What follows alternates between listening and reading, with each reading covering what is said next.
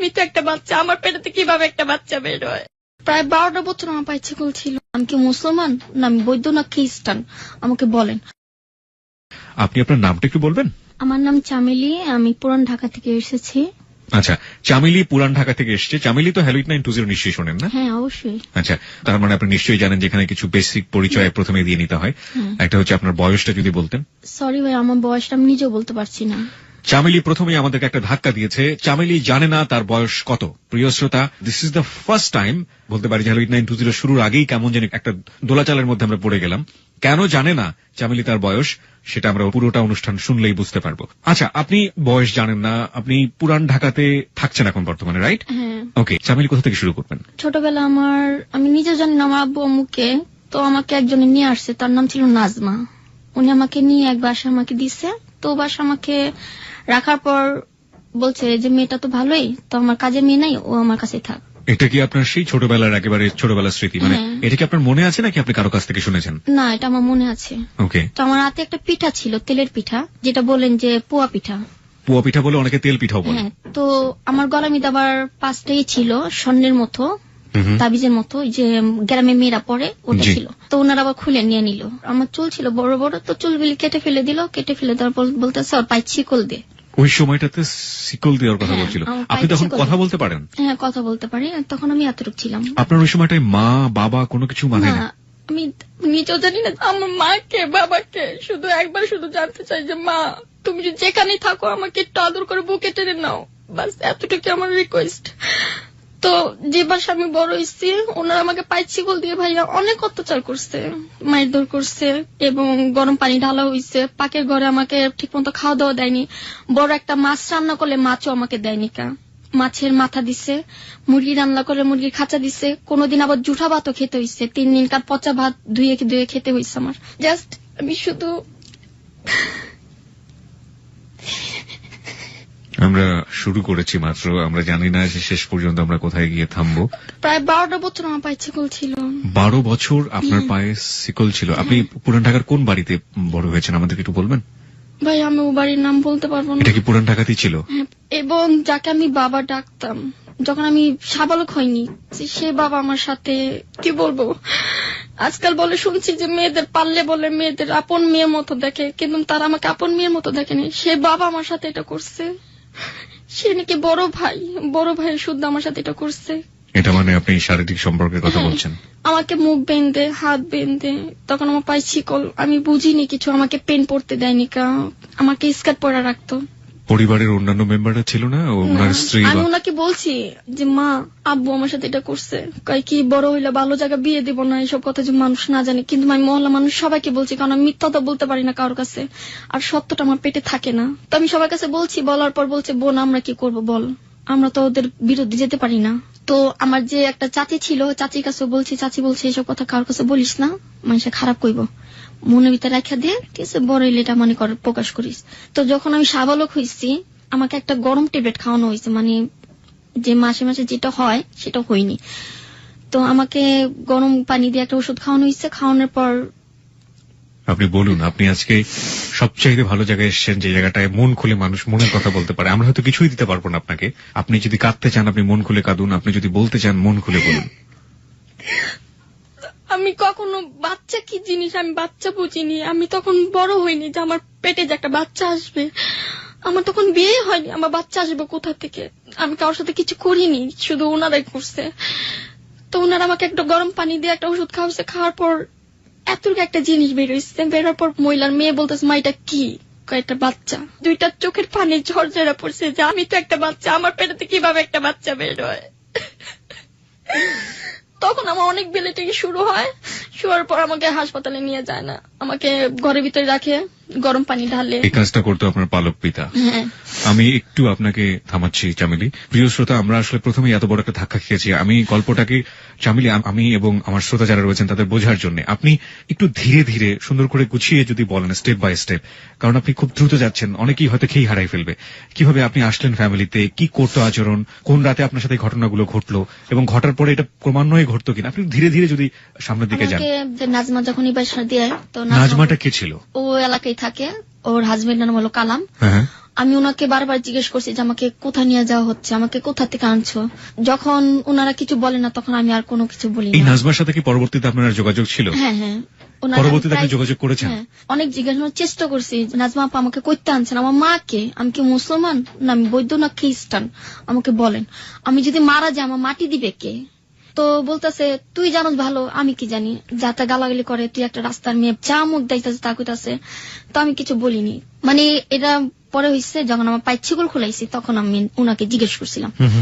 তো যে বাসা আমি ছোটবেলা থেকে বলেছি পায়ের ছিগুল ছিল, ভাইয়া বিশ্বাস করবেন না, আমাকে পায়ের ছিগুল উঁচা করে রাখতো।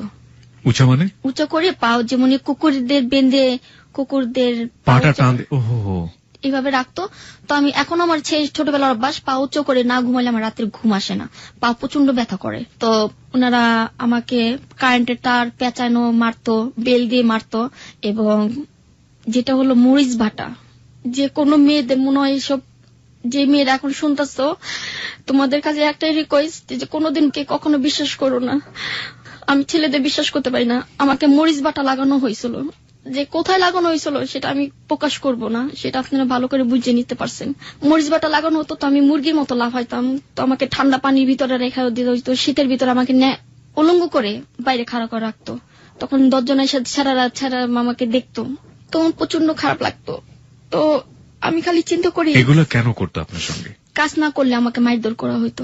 আর ভাইয়া আমার পায়ে প্রচন্ড ঘা হয়ে গেছিল, পাও রাতে অনেক চুলকাতো। তো আমি বলছি মা আমার পাও দুইটা কাইটা ফেলাই দেন, আমার আর ভাল লাগে না যন্ত্রণা।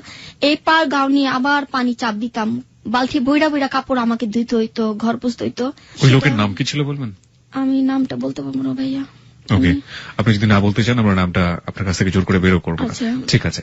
একটা জিনিস কি ভাইয়া, ওর ঘরে 2টা মেয়ে, উনি লজ্জার ব্যাপার, তবু বলি যে আর 10টা মেয়ে শুনুক, ওনারা যখন হতো আমাকে দিতে হইতো। আপনি কি বুঝতে পারতেছেন? মানে আমি যতটুকু বুঝেছি যে ওই পরিবারে আরো 2টো মেয়ে ছিল, হ্যাঁ। এবং তাদের যে মান্থলি প্রবলেমটা হতো সেই প্রবলেমের কাপড় চোপড় গুলো আপনাকে ধুতে হতো। আমি ধুইতাম। ওনারা যে ভাত খেয়ে রাখতো ওই জুঠা ভাত আমাকে খেতে হতো, না খেলে মারতো। জুঠা ভাতের ভিতরে তেলে পোকা এগিয়ে রাখতো, ইঁদুর এগিয়ে রাখতো, ওগুলো আমাকে খেতে হতো।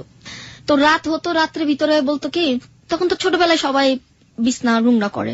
জি। ছোটবেলা আমি বিছানা আমাকে কি করতে হতো, চাপকল আছে না, চাপকলের এখানে ছালা বিছায়া, কাঠের উপরে বিছায়া ওখানে আমাকে শোয়া করে রাখতো। এইভাবে শুয়ে থাকতাম। না একটা বালিশ ছিল, না একটা খাতা ছিল, না একটা চাদর ছিল।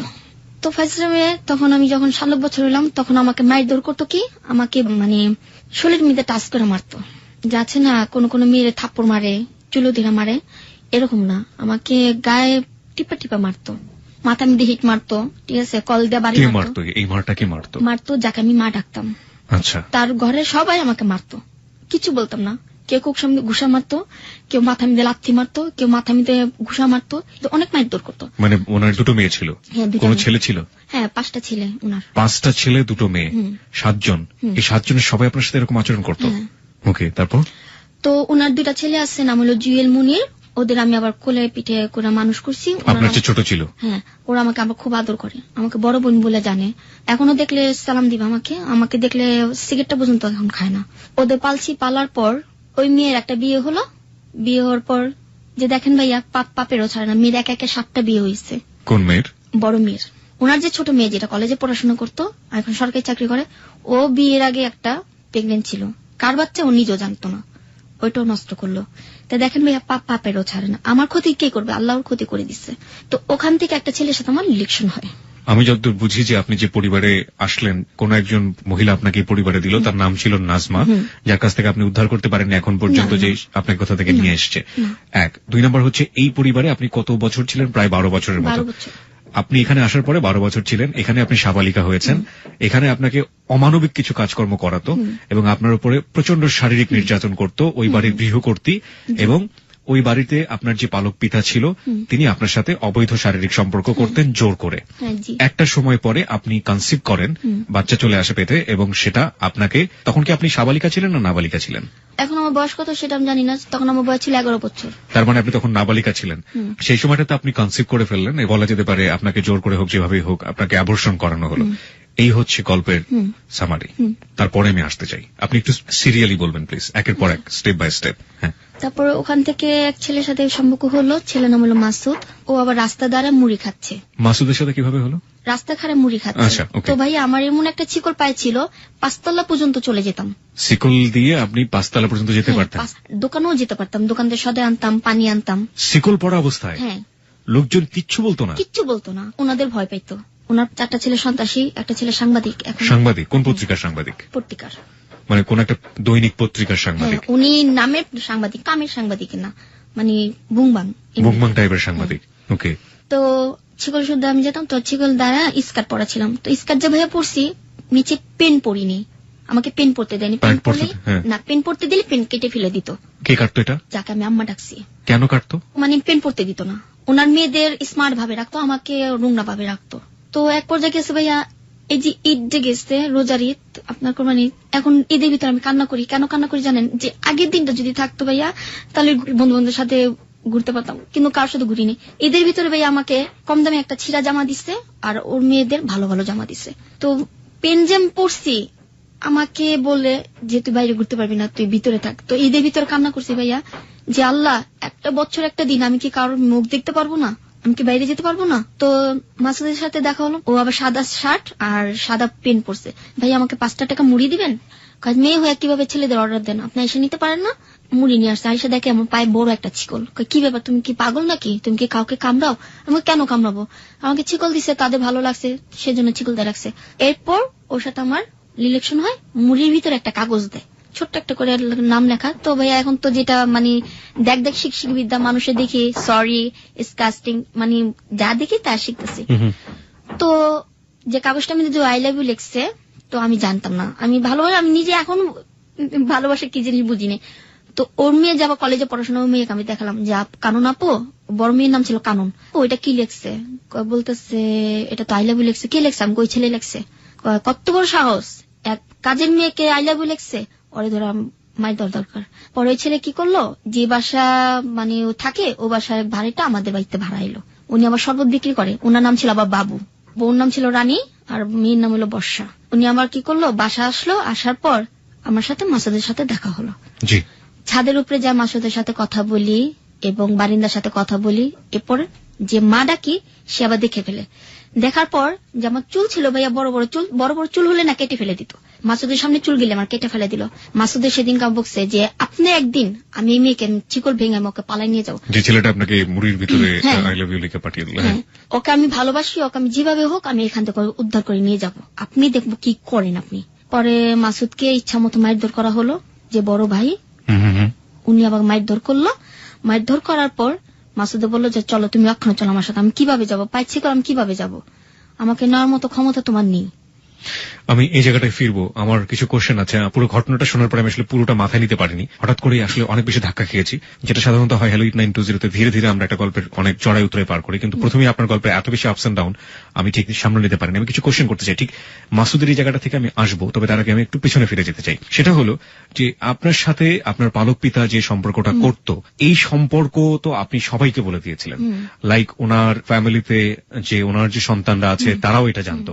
জানার পরে তাদের প্রতিক্রিয়া কি ছিল, বিশেষ করে ওনার সন্তানদের প্রতিক্রিয়া? তারা কিছু বলতো না। তার 2টা ছেলে বলতো যে এইভাবে একটা মেয়ের বান্দির মতো খাটানো, মেয়ের জীবনটা নষ্ট করছো, তোরাও দেখিস আমাদেরও এরকম ক্ষতি হবে, কোনোদিন না কোনোদিন কেউ আমাদের জীবন নষ্ট করবে। ওই ছেলেরা বললো। মেয়েরা কোনো কথা বলতো না? মেয়েরা কোনো। মেয়েদেরকে আপনি বলতেন যে আপনার আব্বু আমার সাথে এরকম করে? হ্যাঁ বলতাম। মেয়েরা কিছু বলতো না? মেয়েরা আরো আমাকে মারধর করতো। এই ধরনের ফ্যামিলি, ও মাই গড। ওকে, আর কি দেখেছেন আপনি? যাকে আমি মা ডাকছি তিনি কি করতো, কাজের মেয়ে নিয়ে আসতো, কাজের মেয়েদের সাথে করাইতো। যে কটা মেয়ে আসতো সব কটা মেয়েদের, পারবিন ছিল, রানীর কথা যে বললাম রানীও ছিল, সবার সাথে করতো। এই ধরনের সেক্সুয়াল রিলেশনশিপ আপনি যাকে পালক পিতা ডেকেছেন তার সাথে তার স্ত্রী নিজে করিয়ে দিত। ওকে ওকে, কি বললো ঠিক বুঝে উঠতে পারছি না। তার মানে এটা সব মহলে সবাই এটা জানলেও এটা নিয়ে কোনো ধরনের কোনো প্রতিক্রিয়া হতো না? এবং আপনার পালক মা যিনি, তিনি বলতেন যে যদি কোথাও বলো তাহলে তোমার বিয়ে দিয়ে দিব না, এবং বিয়ে দিব না। ভালো ভালো জায়গা থেকে বিয়ের কাজ আসতে ভাইয়া, আমাকে বিয়ে দেয়নি। পরে একদিন রাত্রে ও আমাকে বললো কি বাইরে একটু কথা বলবো, বাইরে আসো। তো বাইরে গেছি, কথা বলতেছে, তো এই মধ্যে ও মা আমাকে আবার বদনাম ছড়া দিল যে আমি ওর সাথে বলে কি করছি। তো তো মহল্লা সবাই জানাজানি হয়ে গেল। জানাজানি হওয়ার পর বলতেছে যে মাসুদ তুই যখন এই মেয়ে নিয়ে বদনাম করছে তা যত এই মেয়েকে বাচ্চা যেমনি হোক মেয়েটাকে। মাসুদটা আসলে কি আপনাদের পাশের বাড়িতেই ছিল? আর না, আমাদের 3 তলা যে বাসা মানুষ হয়েছে ও বাসা ভাড়া গেছে। বাসা ভাড়াটিয়া ছিল? হ্যাঁ, ও বাসা ভাড়াটা ছিল। যাওয়ার পর আমাকে বলতেছে তুই কি আমাকে ভালোবাসিস? আমাকে হ্যাঁ ভালোবাসি। তাহলে চল। আমাকে তাহলে শিকল কিভাবে যাব? ভালো কি সত্যি বাসতেন? হ্যাঁ, আমাকে বলতেছে যে যেভাবে হোক তুমি আমার জন্য রাত্রে অপেক্ষা করবা। তো রাত্রে আসছে, রাত্রে কথাবার্তা বলতেছি, বলার পর ধরে ফেলাইছে। ধরার পর আমার চুলে মুঠি ধরে 4 তলাতে হ্যাঁচড়া নামাইছে। নামানোর পর আমাকে তোমার খালি কোকসামি দিলাইতেছে, পাঁচলি মিদে ঘুষাইছে উনার বড় ছেলে আর উনি। তো আমি বলতেছি যে কেন মারতেছেন? কই ওই ছেলের সাথে তোর কি সম্পর্ক? আমি ওই ছেলের সাথে আমি প্রেম করি। পরে কথা বলার পর আরো মারার পর ওই ছেলে কি করছে, রাত করে ঘুমিটা বেট খাইছে, রাস্তার মধ্যে খাড়া খাড়া গান গেতেছে। তো আমি চামিলি নিয়ে ভেগে যাবো। তো ওই ছেলেরে পুলিশ দা ধরে দিছে। ধরা দেওয়ার পর পুলিশে অনেক মারধর করছে। তো মারধর করার পর আমি একদিন সুযোগ পেলাম, টেবিলের ভিতর ডয়ের ভিতর অনেকগুলি টাকা, সব 500 টাকার নোট। তো আমি তো টাকা ওর চিনিও না ঠিক মতো। তো আবার চাবিটা রাখছে, আমার তালার চাবি। আমি আবার কি করছি, একবার হ্যাসকোভেল দিয়ে তালা কাটতে গেছি, তো ধরা পড়ে গেছি। বাথরুমেতে টাইনা হ্যাসরা বাই করছে, স্কার্ট আছে না, মানে শরীর পুঠে গেছে। তো রাস্তার মধ্যে ফালাই মারতেছে, সব ছেলেরা চার হইছে। কিছু কিছু ছেলেরা বলতেছে যে এইভাবে কি একটা মেয়েকে অত্যাচার করে, মেয়েটা মরতে পারে না, মেয়েটা পালা যেতে পারে না, মেয়েটা কেন এত কষ্ট করে? তো আমি খালি আল্লাহর কাছে বলছি, আল্লাহ এমন কোন মানুষ দাও যে ফেরেশতা মতো যে আমাকে পায়ের ছিকলটা মুক্তি করে। তো ওই যে মনে মাসুদ আমার জীবনে আসলো। মাসুদ কি আপনার সমবয়সী ছিল নাকি আপনার চেয়ে বড় ছিল বয়স? আমার বয়স অনেক বড় ছিল। ওকে, ও কি করতে এমনিতে? ও সাইকেল বানাইতো। সাইকেলের মেকার ছিল? হ্যাঁ, মেকার ছিল। ওকে।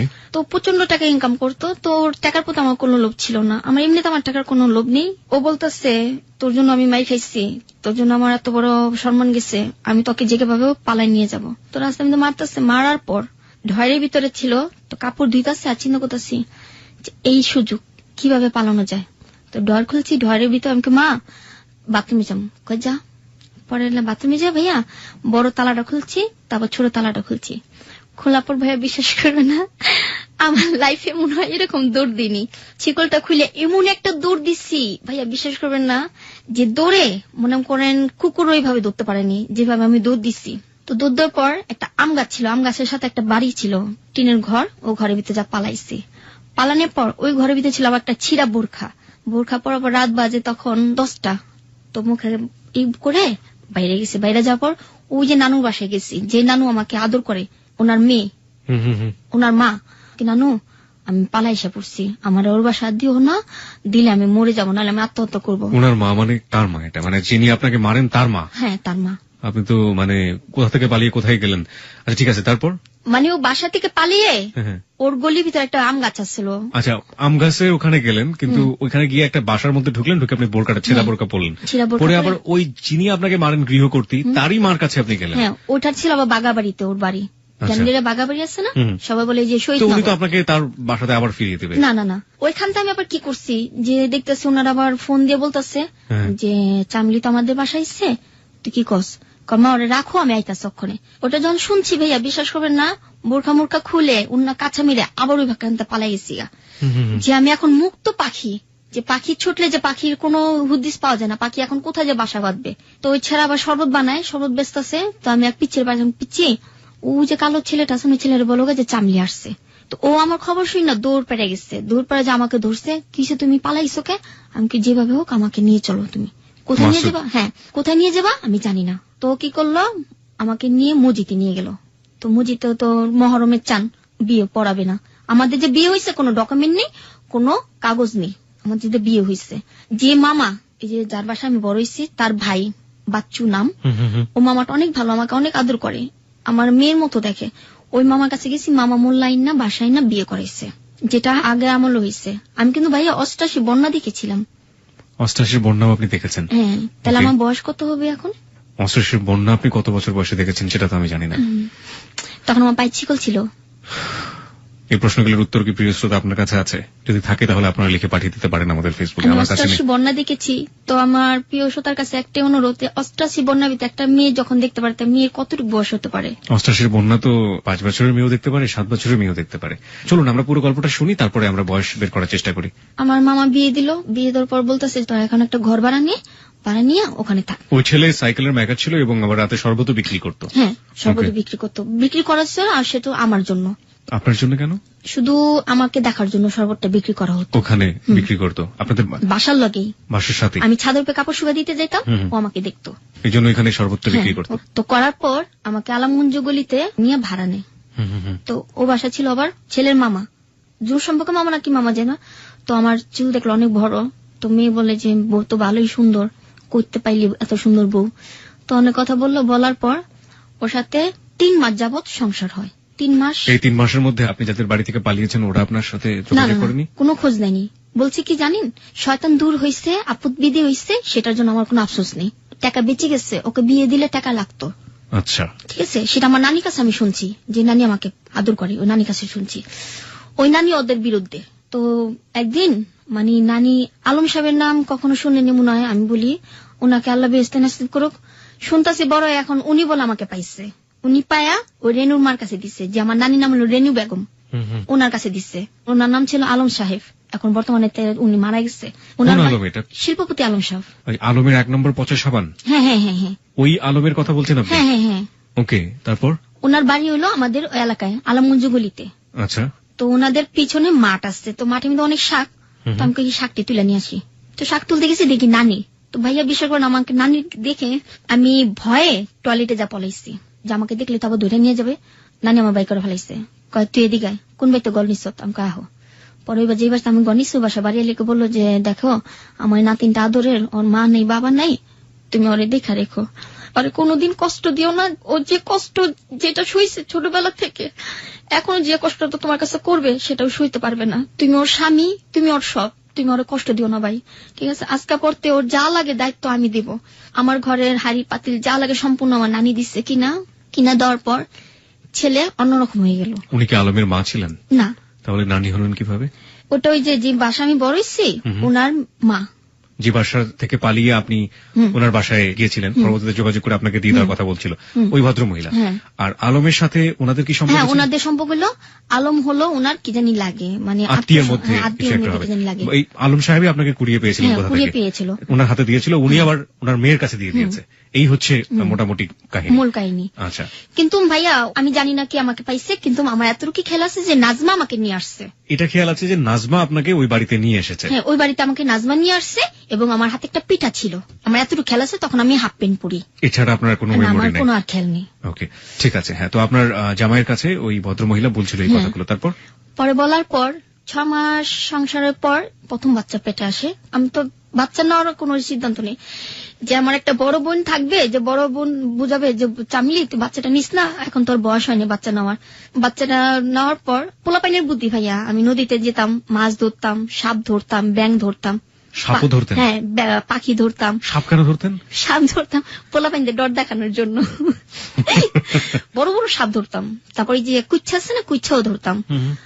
তারপরে বাসায় আমাকে বাজারে টাকা দিত, আমি রান্না করতাম না।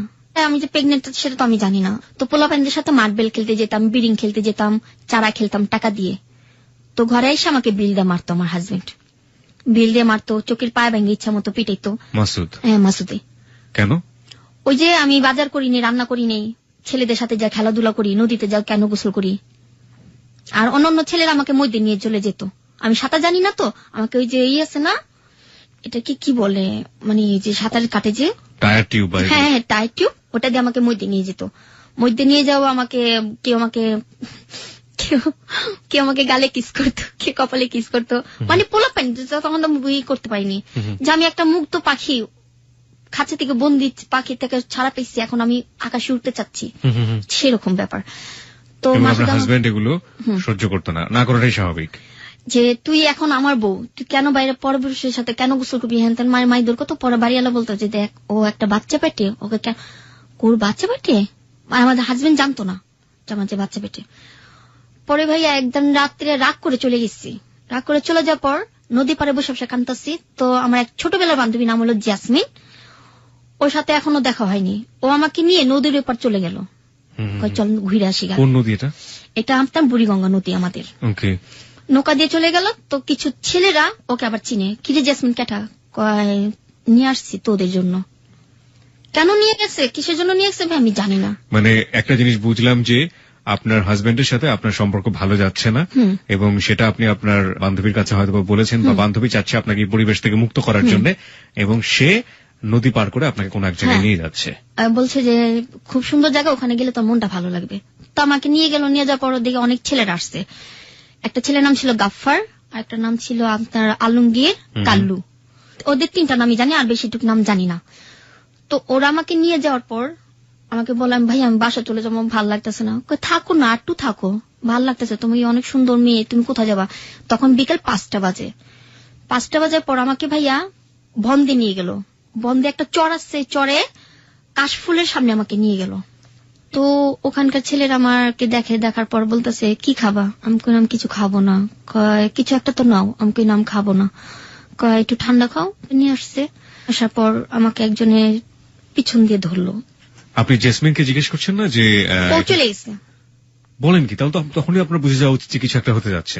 জানি না ভাইয়া, আমি ভাবছিলাম যে ও কোথায়। আমাকে বলছে যে জেসমিন আনতে গেছে, তোর জন্য ঠান্ডা আনতে গেছে। এখান থেকে ওরা তো ঠান্ডা নিয়ে আসছে আমার জন্য। তো কেউ আমাকে পিছন দিয়ে ঘাড়ে ধরছে। ঘাড়ে ধরলে ভাইয়া আর কিছু করা যায় না। ঘাড়ে ধরার পর চুলে ধরছে, কেউ আমার হাত ধরছে, কেউ পা ধরছে, হাত বাইন্দা মুখের ভিতর তুলা দিয়ে তারপরে মনে করেন এই 16 জনে মিলে আমাকে এই অবস্থা, আমি নিজেও কন্ট্রোল করতে পারিনি যে আমার লাইফটা এরকম যাবে। আমার 1 মাসে প্রেগন্যান্ট, আমার বেবিটা নষ্ট হয়ে গেল। আমি নিজেও জানি না যে আমার বেবিটা থাকবে কিনা। তো ওরা 16 জন করার পর আমাকে সারা রাত কেউ বলেনি যে আমি বাঁচবো। তো ওরা আমাকে নদীর ঘাটে আইনা, কালু ছিল, কালু একটু ভালো ছিল, কালু আমাকে কিছু করেনি। তো আমাকে কোলে করে নিয়ে এই পারে ফালাই দিয়ে গেছে। এবারে ফালাই দেওয়ার পর নানিকে খবর দিচ্ছে, নানি আবার মাজারে খাদিম, উনি আমার মামা মাজারে খাদিম।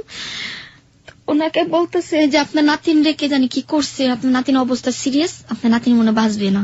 16টা ছেলে ছিল ওখানে? হ্যাঁ। ওকে, তারপর?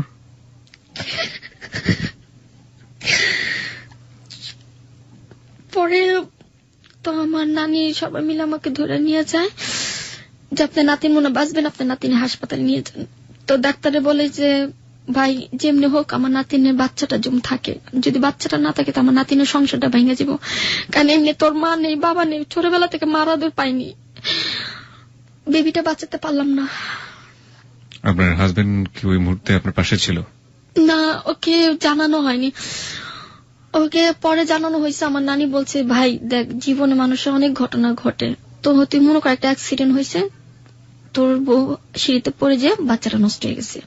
তো আমার শাশুড়ি কখনো মেনে নেয়নি, আমাকে মেনে নিতে পারেনি, এখনো মেনে নেয়নি। তো বাসায় গেছে, বাসায় যাওয়ার পর কাইকে হয়তো এই বউ থাকবে, নাহলে তুই থাকবি, ওকে বিয়ে করে দে, তোকে আবার বিয়ে করাবো।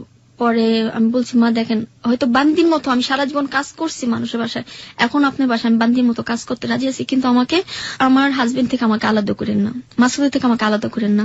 1 কথা 2 কথা পর উনি আমাকে চুল ধরে মারধর করে, রাস্তার মেয়ে অনেক ভেবে গালাগালি করে, তা আমি কিছু বলিনি। তো এই গালাগালি করার পর আমার হাজবেন্ড আসে রাত করে আসার পর আমার সাথে মানে মদ খেয়ে করার পর সেদিনকে আমার সাথে মানে আমার শরীর ভালো ছিল না, আমার কোকসাটা মিলে লাথি মারার পর আমার আবার ব্লিডিং শুরু হয়। আমি বলছি, দেখো আমি ছোটবেলা থেকে অনেক মাইর খাইছি, এখনো যদি তোমার হাতে আমি মাইর খাই তা আমি সুখ পাবো কোথায় সেটা বলো। আমি আমার বাবাকে দেখিনি, মাকে দেখিনি, একমাত্র তোমার পায়ে নিচে আমার সমস্যাটা দূর করতে চেয়েছিলাম, কিন্তু তুমি আমাকে দিলে না। তো এমন করতে করতে আমাকে ওর বাসায় 2 মাস 3 মাস থাকলাম, পরে সেকেন্ড বেবি আবার করলাম। ওকে, তার মানে হচ্ছে আপনি সেকেন্ড বেবিটা কনসিভ করলেন। আমাকে একটু বলবেন যে মাসুদ যখন আপনাকে বিয়ে করে তখন কি উনি জানতো যে আপনার ছোটবেলাটা আপনার পালক পিতা এভাবে আপনার সাথে? জানতো না। পরিবারের ভেতরে আপনি যে প্রথম যে বেবিটা কনসিভ করেছিলেন তখন জানতে পারছে না, এটা বলছি আমি যেটা যে ওই পরিবারে আপনার পালক পিতার দ্বারা আপনি এই যে বেবি কনসিভ করেছিলেন, মাসুদ জানতো না? এটাও জানতো না। ওকে, তার মানে আপনি সেকেন্ড টাইম বেবি কনসিভ করলেন। সেকেন্ড টাইম বেবি কনসিভ মানে মাসুদের সেকেন্ড টাইম বেবি, আপনার হাজবেন্ডের সেকেন্ড টাইম বেবি, এটা কনসিভ করার পরে আপনার পারিবারিক কি অবস্থা দাঁড়ালো?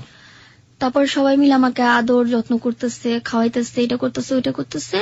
তো এক পর্যায়ে ঘরের আর কিছু ভালো ছিল না, আজকে খাইলে কালকে খাইতাম না, না খেয়ে খেয়ে থাকতাম। ওই যে আমার ছোটবেলায় তো অভ্যাস পান্তা ভাত খাওয়ার, পান্তা ভাত খেতাম, কারো আবার ফ্যান খেতাম।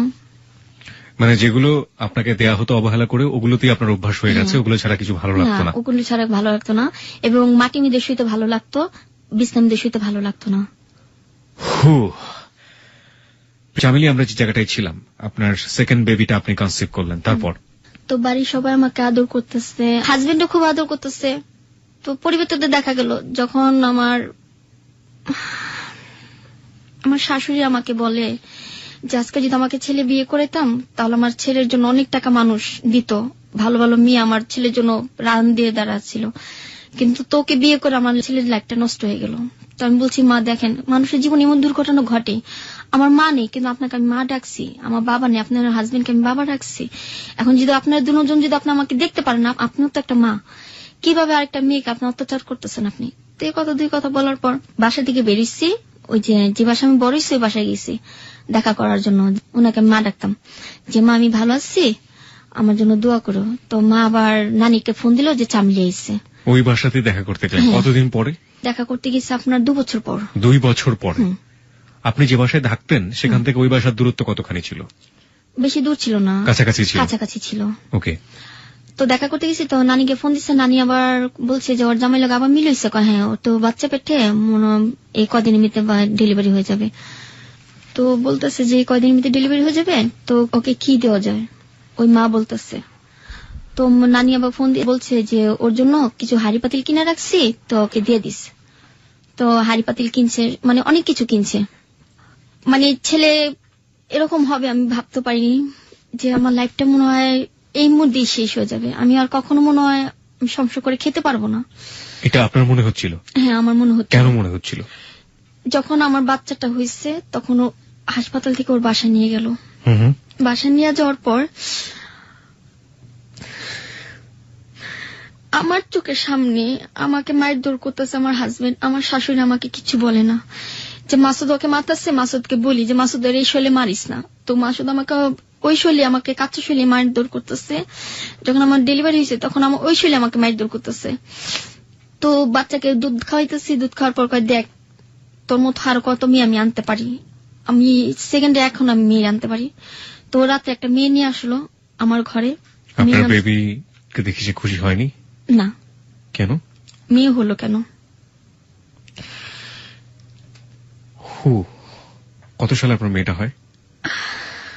আমার সঠিক খেয়াল নেই, সালের হিসাবটা জানেন না? কিচ্ছু জানি না ভাইয়া।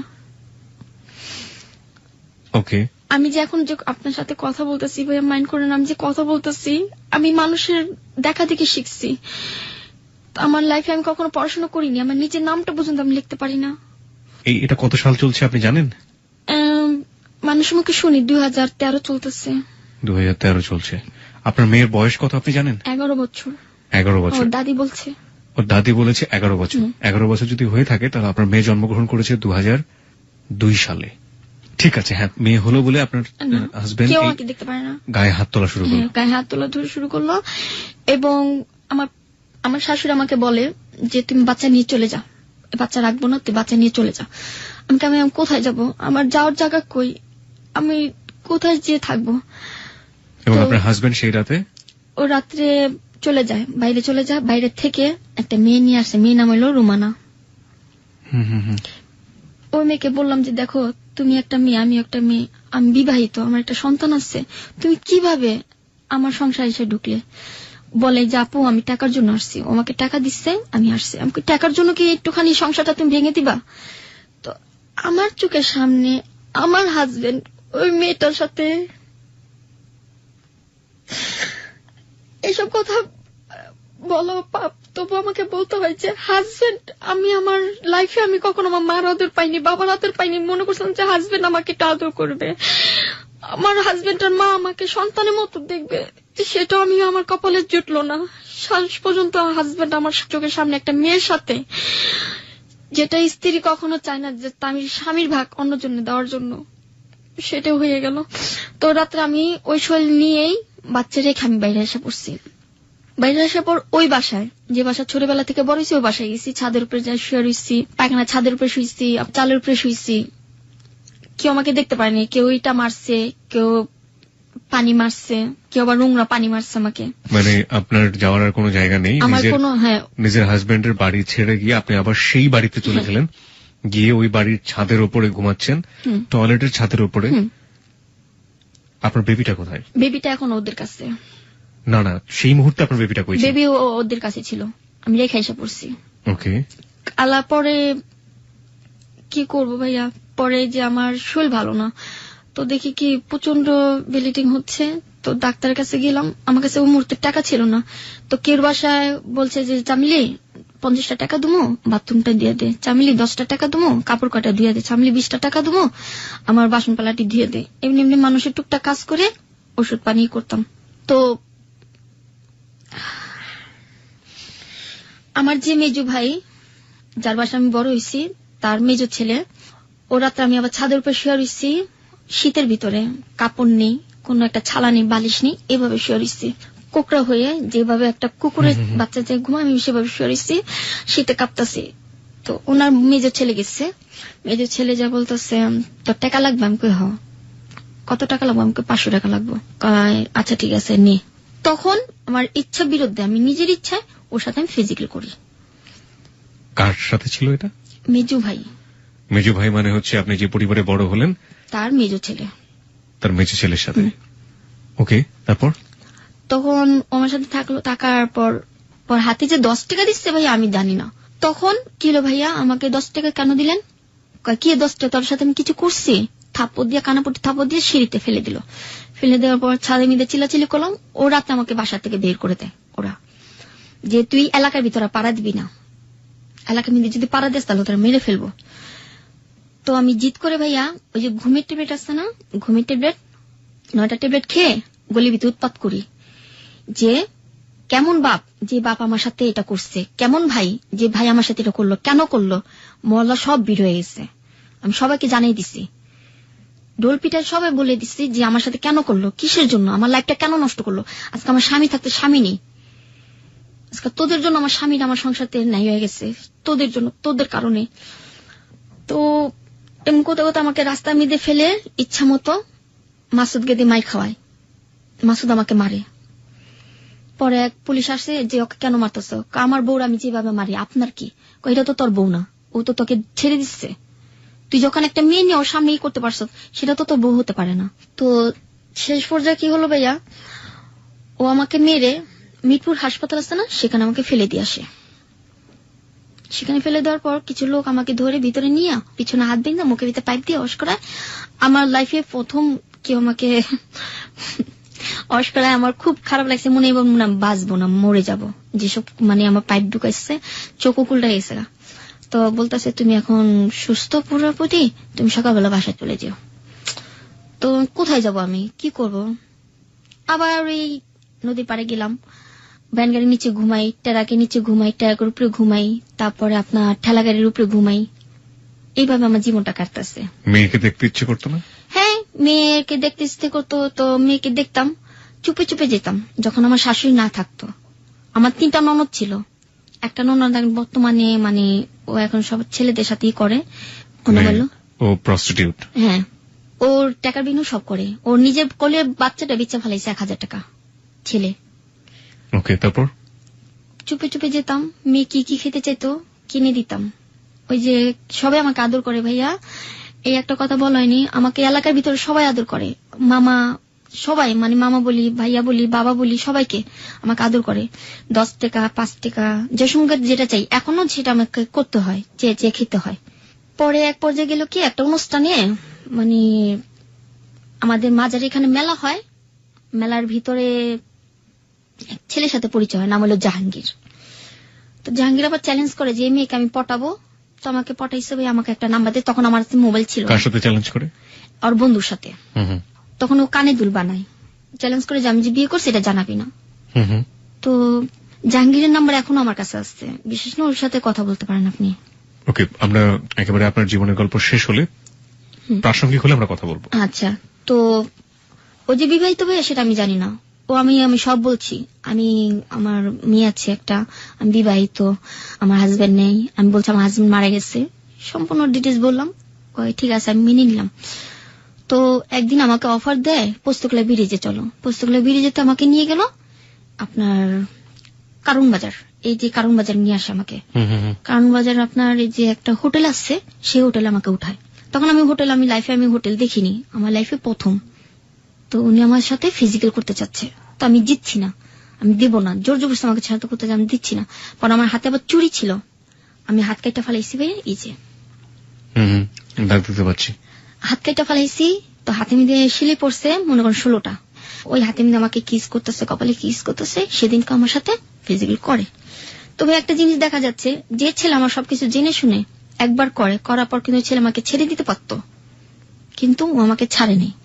ও আমাকে ভালোবাসে, আমি ওকে ভালোবাসতাম। আমার প্রথম স্বামীকে যতটুকু না ভালোবাসতাম আমি ওকে ভালোবাসতাম। এক পর্যায়ে ও আমাকে নিয়ে আমার এলাকায় ঘর নেয়, মাসুদকে দেখে আমি ওরাকে ঘর নিই, যেটা আমার হাজবেন্ড। সবাই জানে যে এটা আমার হাজবেন্ড, বিয়ে করিনি। কিন্তু আপনি যে ছেলেটার সাথে এই সম্পর্ক করলেন ওর নাম যেন কি? জাহাঙ্গীর। জাহাঙ্গীর। জাহাঙ্গীর তো জানতো যে আপনার হাজবেন্ড মারা গেছে, তাহলে মাসুদকে দেখিয়ে ঘর নিলেন কিভাবে? মাসুদ তো জানে না যে এটা আমার হাজবেন্ড, ওর সাথে আমি বিয়ে হয়েছে। তো মাসুদকে আমি বলছি যে আমি একদিনের ভিতরে আমি বিয়ে করে তাকে আমি দেখা দিব। আচ্ছা, এমনি জাহাঙ্গীর জানতো যে মাসুদ আপনার হাজবেন্ড? না। ওকে। ও জানতো যে আমার হাজবেন্ড মারা গেছে, যে ও আমাকে নিয়ে গলিতে ঘর নিচ্ছে। আর একটা বছর ওর সাথে সংসার করলাম, আমাকে খাওয়া লাওয়া ভাড়া বুড়ো সব দিত, সম্পূর্ণটা দিত। 2.5 বছর সংসার করলেন, বিয়ে হয়নি? বিয়ে হয়নি। মানে এটাকে ইংরেজিতে লিভ টুগেদার বলে, আপনি কি জানেন লিভ টুগেদার? আপনি জানেন না? ওকে, হ্যাঁ। তারপর থাকার পর একদিন জানতে পারি ওর নাম্বারে ফোন আসে, মেয়ের কণ্ঠ। কি ব্যাপার, তুমি কোন মেয়ের সাথে কথা বলতেছ? আমার এক ফ্রেন্ড। মেয়ে আবার ফ্রেন্ড হয় নাকি? আমার তো কোনো ছেলে ফ্রেন্ড নেই, তোমার মেয়ে ফ্রেন্ড আসলো কোথা থেকে? কয়টা মোবাইলে পরিচয়। তো একদিন রাতে ও শুয়ে তো আমি আমার মোবাইলটা চেক করি। আমি গেল কে? আপনি কে? ওর মোবাইল আপনার হাতে কেন? কয় আমি ওর বউ। আমি কই আপনার নাম কি? কয় মিলি। মানে জাহাঙ্গীরের ওয়াইফের নাম ছিল মিলি। জাহাঙ্গীরের একটা ছেলে একটা মেয়ে। তখন জানতে পারি যে ও বিবাহিত। তো ভাইয়া ও যখন অসুখে পড়ে, আমার হাতে টাকা নেই, আমার ঘরে চাল জমানো ছিল, ও চাল বিক্রি করে আমি ওর অসুখের টাকাও দিই এবং ওর মাথা পানি ঢেলা দিই। আমি কখনো আমার হাজবেন্ডের পাও টিপে দিই না, ওর পাও টিপে দিচ্ছি। এমনও দিন গেছে না খেয়ে ওকে আমি খাওয়াইছি। সবকটা ছেলেরা আমার সাথে মানে ছলনা করলো, কিন্তু একবারও বুঝলো না যে এই মেয়েটা কোথায় যে দাঁড়াবে। এখন যে মেয়েটা আছে, এখন কোথায় যে আছে দাঁড়াচ্ছে, সেটা ছেলেরা বোঝে না। তো জাহাঙ্গীর আমাকে বললো কি যে তুমি কি আমার ওয়াইফের সাথে কথা বলছো? আমাকে হ্যাঁ বলছি। কেন বলছো? আমাকে মন চাইছে, তেমন কত আমি মেলায় যাব। তো 3 দিন পর্যন্ত আসেনি ভাইয়া, 3 দিন 1 সপ্তাহ পার হয়ে যায়, আসে না। তো আসার পর ও বলতেছে কি যে একটা বাসাতে একটা খেতা নিয়ে আসলো, আপনারা যেটা বলেন খাতা নিয়ে আসলো ওর বোর থেকে। ও খাতা না আমার শৈলী মিদা ভাই আমি দিতে পারিনি, কারণ ওর বোর খাতা আমি তো দিতে পারি না, ও গায়ে দিত। ও মেলা ভিতর যায় এগুলি করে, মেলা ভিতরে যায় এক মেয়েদের সাথে পটায়, মেয়েদের সাথে এটা করে, যায় আরেক মেয়ের সাথে ফিজিক্যাল করে, নাম হলো শারমিন। এটাকে পটালো কিভাবে? এটা মেলায় গেছে, মেলা গিয়ে বলতেছে যে ভাইয়া আপনার কানে দুলটা অনেক সুন্দর, আপনার নাম্বারটা দিবেন, আপনার সাথে আমি যোগাযোগ করবো। তো নাম্বার দিয়ে আসে। তো ওদিন আপনার রাতে আমার বাসায় আসে জাহাঙ্গীরে। আসার পর ওদিন রাতে আমার সাথে স্বামী স্ত্রীর ভাবে সম্পর্ক করার পর সকালবেলা ওই মেয়েটা ফোন দেয় যে জাহাঙ্গীর তুমি কই? কয় তো আমি আসতেছি। আমি আবার শুনে ফেলাই। পরে ভাই আমি কি করছি, টাকা ভর্তি গেছি, ওর মোবাইলটা নিয়ে গেছি। তো আমি শারমিনকে বললাম, শারমিন তুমি কি নাম্বারে ফোন দিছিল? হ্যাঁ। আমি কত বিবাহিত, তো 2টা বউ আছে, আমি একটা, আর বড় বউ নাম হলো মিলি। তুমি ওর সাথে কিভাবে সম্পর্ক করলে? আপনি ওর বউ? ও তো বিয়ে করেনি, ও তো বললো। আমি কই না, বিয়ে করছে, ওর 2টা বাচ্চাও আছে। ঠিক আছে ওর কাছে ফোনটা দেন। আমি কই না, ওর কাছে ফোনটা দেবো না, আমি যে ফোনটা করছি সেটা বলবো না। তো ফোন যা ঘরে যা আছাড় মারছি, আছাড় মারা পর আমাকে থাপ্পড় মারছে। তো আমি আবার কি করছি, বটি নিয়ে গলা মিদে একটা টান মারছি। এই যে গলা মিদে ডাক্তার আছে। আপনি আপনার গলার ভিতরে টান দিয়ে দিয়েছেন? হ্যাঁ, জিদ করে যে এই জীবন আর রাখবো না। সব ছেলের যখন আমার সাথে এটি করে, মাসুদও আমাকে ধোকা দিল, তুই আমাকে ধোকা দিচ্ছিস, আমার এই জীবন আমি রাখবো না। যখন গলাটা টান দিচ্ছি তখন আমি অজ্ঞান হয়ে পড়ে গেছি। তো রক্ত ঝরা ঝরা পড়তেছে, আমাকে আর হাসপাতালে নিয়ে যায় না, হাসপাতালে গেলে তো কেস মামলা হবে। ওই মুহূর্তে কি করলো, কোলে কিলো আমার বিছনার উপরে বসাইলো। বিছনার উপরে বসার পর ও চলে গেল। একে জীবনকার জন্য ভাইয়া আমার লাইফে থেকে চলে গেল। ওই মুহূর্তে একবারে চলে গেল? হ্যাঁ চলে গেল। কোথায় বাড়ি ছিল, কোন জায়গা থেকে এসেছে কিচ্ছু জানতেন না? কিচ্ছু জানি না, শুধু আর বোর্ডের একটা আমার কাছে একটা কার্ড ছিল, ভোটার আইডি কার্ড। হ্যাঁ ভোটার আইডি কার্ড ছিল, সেটা এখন আমার কাছে নেই, ফেলে দিচ্ছি। ও যখন আমার জীবনে নেই তো ওটা আমি রেখে লাভ নেই। তো আমি এইটা নিয়ে ঢাকা মেডিকেল গেছি। ঢাকা মেডিকেলে যে বলছি যে আমার হাজবেন্ড আমাকে গলা মেঁধে টান মারছে, বটি দিয়ে আমাকে জবা করতে চেয়েছিল রাত্রে, আমি এটা কিস করতে চাচ্ছি। ওই ন্যাশনাল আইডি কার্ড নিয়ে? হ্যাঁ। ওকে। পরে ডাক্তার আমাকে এটা সিলি করে দিল। সিলি করা দেওয়ার পর আমাকে ওখানে 1 সপ্তাহ পর্যন্ত রাখে হাসপাতালে।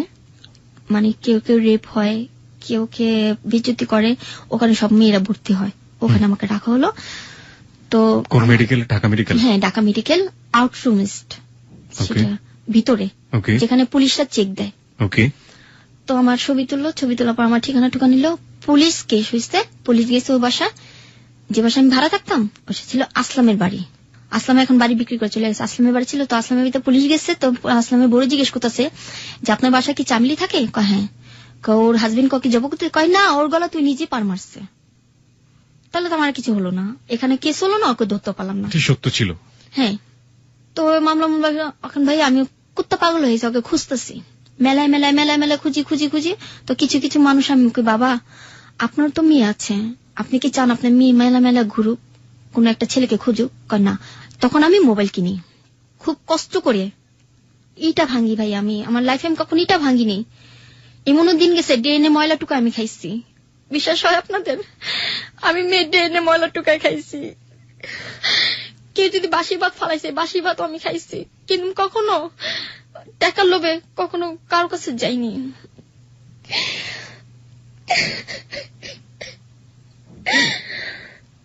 আমার লাইফে আমি কখনো পচা ভাত আমি খাইনি।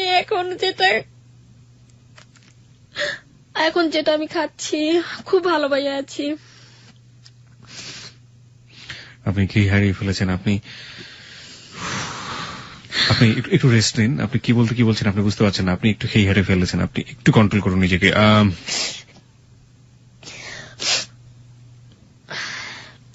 সেদিন আমি একটা মোবাইল কিনি, তো মোবাইলের মাধ্যমে কিছু কিছু মানুষকে নাম্বার দেওয়া হয়, সেটা আপাতত হারিয়ে গেছে। এখন নতুন যেটা চালাচ্ছি সেটা আপনারা জানেন। ওই নাম্বার দিয়ে আমি অনেক যোগাযোগ করছি, পাইনি। নাম্বারগুলো আপনি মেলায় মেলায় দিতেন? হ্যাঁ মেলায় মেলায় দিতাম, যে ও যে মেলায় থাকুক আমাকে একটু ফোন দিবেন। আপনি তো অপরিচিত মানুষকে দিতেন, ওরা কিভাবে আপনার হাজবেন্ডকে চিনবে? ওরা মেলা করতো যে একসাথে, ছবি দেখাইছি। আপনার হাজবেন্ড কি? ও আচ্ছা, ছবি দেখিয়ে দেখিয়ে ফোন নাম্বারগুলো দিয়ে আসতেন, আপনার নাম্বারটা দিয়ে আসতেন। আর আপনার হাজবেন্ড মেলাতে কি, তো হাজবেন্ড ছিলেন না, মানে এক ধরনের বন্ধু বলা যায়? হ্যাঁ ফ্রেন্ড ছিল। ফ্রেন্ড। ও কি করতো মেলাতে? ও মেলাতে দোকানদারি করতো, ওই যে কানের দুল, কসমেটিক্স গুলো বিক্রি করতো। আচ্ছা। এক পর্যায়ে দেখা গেল যে এক লোক আমাকে ফোন দিল যে মা তুমি কই আসছো? তখন আমি আলমের বাসা কাজ নেই ভাই, আমার কুল নেই, এখন আমি আলমের বাসা যাবত কাজ করতেছি, আমার ওইখানে থেকে আমার মেয়েকে খরচ দিচ্ছি, আমি নিজে চলতেছি। আচ্ছা। আলম তো তখন বেঁচে ছিলেন? না, আলম তখন মেরে ফেলানো হয়েছিল। আলমকে তখন মেরে ফেলানো হয়েছে অলরেডি। ওকে। আলমের বাসায় থাকতাম, তো ওখান থেকে আমাকে একজনের নাম্বার দেবো, মা তুমি যেভাবে পারো নারায়ণগঞ্জে চলে যাও, নারায়ণগঞ্জ চাষারা ও দোকান করতেছে। ভাইয়া বিশ্বাস করবেন, আমার মনে হচ্ছে যে আমার মানে নতুন একটা জন্মগ্রহণ করলাম আমি ওকে পাইছি। তখন আমি জিন্স আর টি শার্ট পরে গেছি আর কেস পরে গেছি। আমার ছোটবেলা তো অভ্যাস ছেলেদের মতো চলাফেরা, এখনো ছেলেদের মতো চলাফেরা করি। গেছি, যাওয়ার পর মানে আমাকে দেখে থতবত খেয়ে গেছে, শয়তান হাজির, মানে বলতেছে শয়তান হাজির। পরে পায়ের উপরে পা উঠে বললাম কি ব্যাপার, মোবাইল বন্ধ কেন? কয় তুমি এখান থেকে চলে যাও। কেন চলে যেতে বলছে? আমাকে তার নাম্বার দিয়ে। পর ওর নাম্বার দিল, নাম্বার দেওয়ার পর ওই নাম্বার ওর সাথে আবার যোগাযোগ হয়। ও আবার ওর সাথে আমি মনে করেন টাকা পয়সা জমায়া ওর নিয়ে আমি হোটেলে যাই, ওর সাথে আবার ফিজিক্যাল করি। ওর সাথে ফিজিক্যাল করতে আমার খুব ভালো লাগতো, এই এতটুকুই। আমার হাজবেন্ডের সাথে ভালো লাগতো না, ওর সাথে যতটুকু ভালো লাগতো। এক কথা দুই কথা পর ওর বউ জানাজানি হয়ে গেল। এই মেয়ে আবার তোকে ফোন দেয়, ও তো রাস্তার একটা মেয়ে, ব্যবস একটা গালাগালি করে আমাকে। তো আমি মাথা কিছু নিই না। তো যখন আমাকে ওখানকার ছেলেরা আমাকে মায়ের দৌড় করে, পাগলা অনেক মায়ের দৌড় করে। মায়ের দৌড় করার পর ওখান থেকে আমি আইসা পড়ি, আমি মামলাও করি, জিটি করি, এখনো মামলাটা মানে আছে, কিন্তু এখন তো তাকে ধরা হয়নি, জাহাঙ্গীরকে ধরা হয়নি, ওখান থেকে ও পালাই গেছে।